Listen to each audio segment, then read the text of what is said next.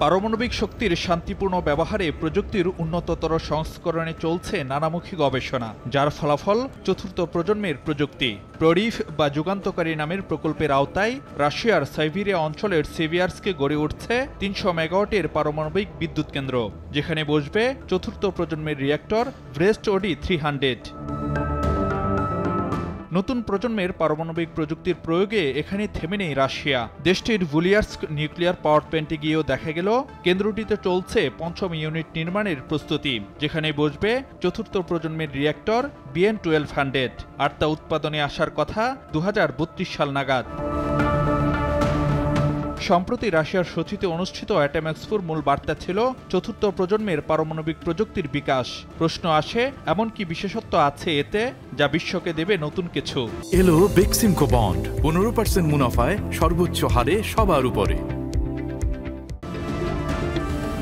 রুশ বিজ্ঞানী ও প্রকৌশলীরা যা বলছেন তাতে সহজ ভাষায় দাঁড়ায়, অর্থনীতি, নিরাপত্তা আর পরিবেশগত দিক বিবেচনায় চতুর্থ প্রজন্মের প্রযুক্তি হবে আরও উন্নত, সাশ্রয়ী ও নিরাপদ, কমাবে কার্বন নিঃসরণ, অত্যাধুনিক রিঅ্যাক্টর বা চুল্লি সক্ষম হবে, আরও দক্ষতার সঙ্গে বিদ্যুৎ উৎপাদনে। জ্বালানির প্রাপ্যতা নিয়েও ভাবতে হবে না তেমন। ব্যবহৃত জ্বালানি স্পেন্ট ফুয়েল পুনরায় ব্যবহারের মাধ্যমে করা যাবে বিদ্যুৎ উৎপাদন। রিঅ্যাক্টর বা চুল্লির আকৃতি ছোট হওয়ায় অল্প জায়গাতেই তৈরি করা যাবে পারমাণবিক বিদ্যুৎ কেন্দ্র।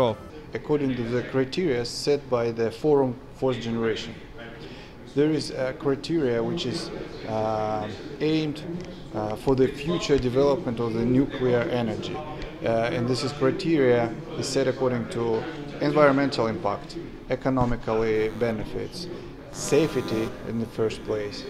বাংলাদেশের একমাত্র পারমাণবিক বিদ্যুৎ প্রকল্প রূপপুরে বসানো রিঅ্যাক্টর VVR-1200 3+ জেনারেশন প্রযুক্তির, যা চতুর্থ প্রজন্মের আগে সবশেষ সংস্করণ। স্বাভাবিকভাবেই প্রশ্ন আসে, রূপপুরের দ্বিতীয় প্রকল্পে কোন ধরনের প্রযুক্তির কথা ভাবছে বাংলাদেশ? আমরা দেখব সে ডিজাইনটার প্রবেননেস কতটুকু। আমরা ইতিমধ্যে আইএর সাথে যোগাযোগ করব যে একটা জেনারেশন 4 রিঅ্যাক্টর কনস্ট্রাকশন করতে গেলে ইন্টারন্যাশনাল গাইডলাইন্স কী।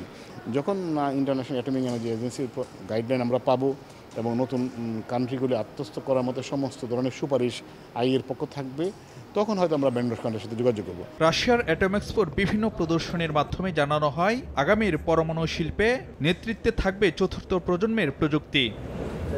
প্রযুক্তি যে এগিয়ে গেছে বহুদূর তার বার্তা মিলল রাশিয়ার অ্যাটম এক্সপোতে। অংশীজনদের চাওয়া ধ্বংসাত্মক কাজে নয়, মানব কল্যাণে পারমাণবিক শক্তির ব্যবহার নিশ্চিত করতে হবে শান্তিপূর্ণ উপায়ে। ফারুক ভিয়া, রবিন, সময় সংবাদ, সোচি, রাশিয়া।